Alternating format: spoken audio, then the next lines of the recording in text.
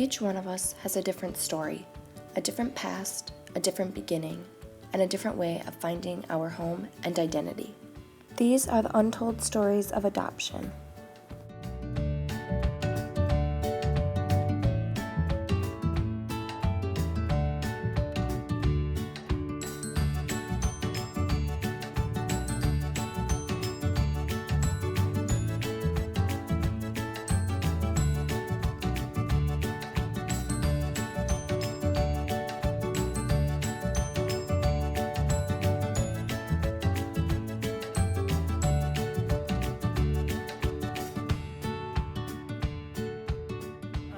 I'm from Ethiopia, and I was adopted when I was 5 years old. But before that, my father died when I was 1, and then my mother died when I was 3. And then I went to an orphanage for a bit, and then I was adopted into a Caucasian family. My husband and I married late. We were in our mid-30s, and after we got married, we miscarried, and then we couldn't get pregnant again, so we decided to go with adoption. Our first one, Austin, was 6 months old, and he was from Guatemala City. And our second son, Dylan, was 5.5 years old, and he lived in an orphanage. And he lived in Guatemala City also. We were, I guess, turned away from adopting here in the United States because of their laws. The fact that they can take a child back after you have them for 6 months really was something that we were scared of happening after everything else that had happened to us.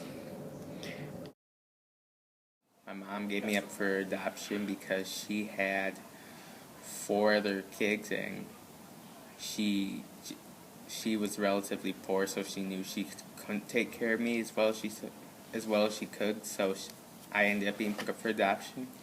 When I was 3 years old, I was placed into foster care by my mother, me and my older sister, and she basically couldn't take care of us anymore. Like, that's the thing you do when you're getting placed in foster care. So by her placing us in foster care, I don't want to say it was rough, because we eventually found ourselves, and thankfully we only stayed with one family through our whole process of being adopted. So by the time I got into 5th grade, I was legally adopted by the family that I've been with since I was 3, and they take me in, they treated me as their own, and all that other nice stuff.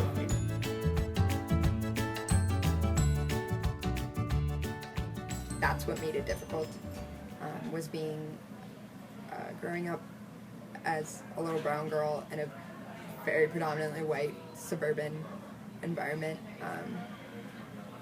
and not really having the tools, or not even knowing that I should be expecting something about being brown. I was adopted when I was 6 months old, so it wasn't really a problem.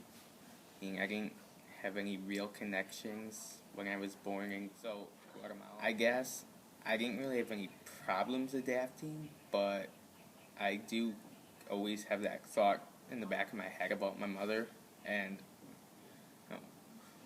I'm comfortable living here. For me, developmentally, it was really hard to feel safe and secure as a kid. So it had really nothing to do with my color, and everything to do with my past experiences of a lot of loss. So I tended to act out by pushing away my mother, especially. But then over time, I felt more secure, and I kind of settled into our family. But listen to music and read books that I can escape from the real world, and go into my own zone. Well, the music helped me cope. The music that helped me cope was music Eminem and Alicia Keys and stuff like that. Just that type of music, and Eminem personally, because like I personally think Eminem had done a lot for my life when it comes to his music, because it's like his music is very versatile, and then it's like he has a song for every emotion that you go through, and I'm just like, wow, like somebody can really relate to the way I feel.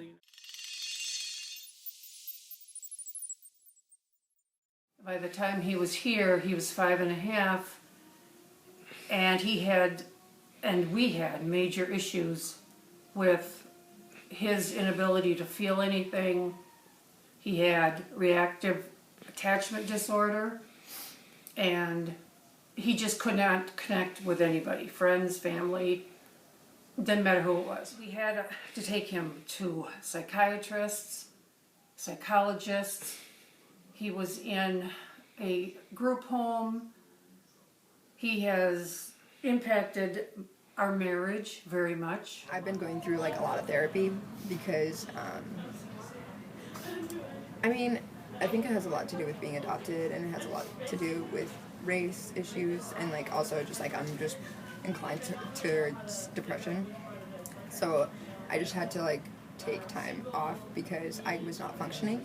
And I think it had a lot to do, I've found through therapy that it has a lot to do with my adoption and my early loss. That's probably why I use a lot of psychology jargon when talking about it.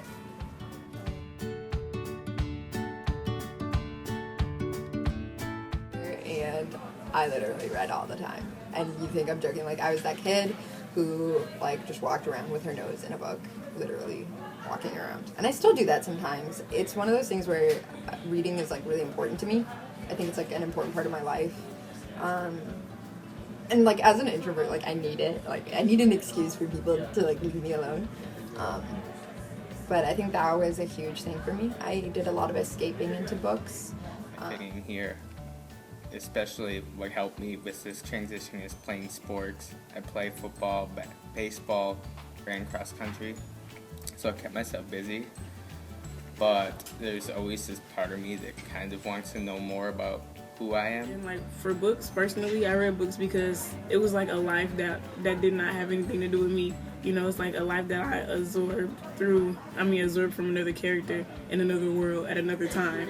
So I'm just like, yo, I don't know, it's just like kind of crazy because like you can actually, well, if you have a good imagination, you can actually feel what the person in the book feels. I don't know. I think like that kind of sort of shaped my identity.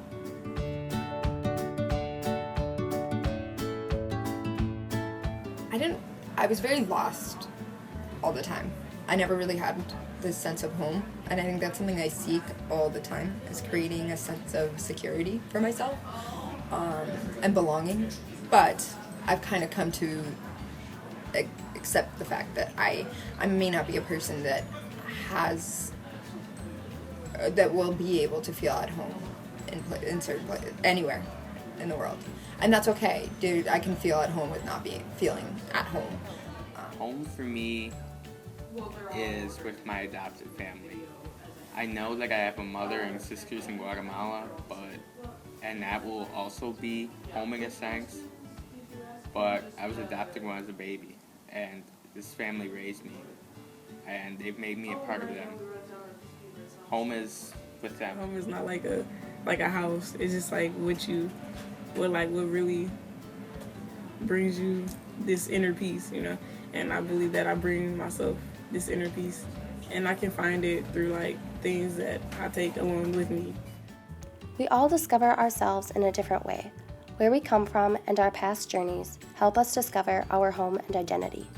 And it is through these experiences that we are able to find a sense of belonging and comfort.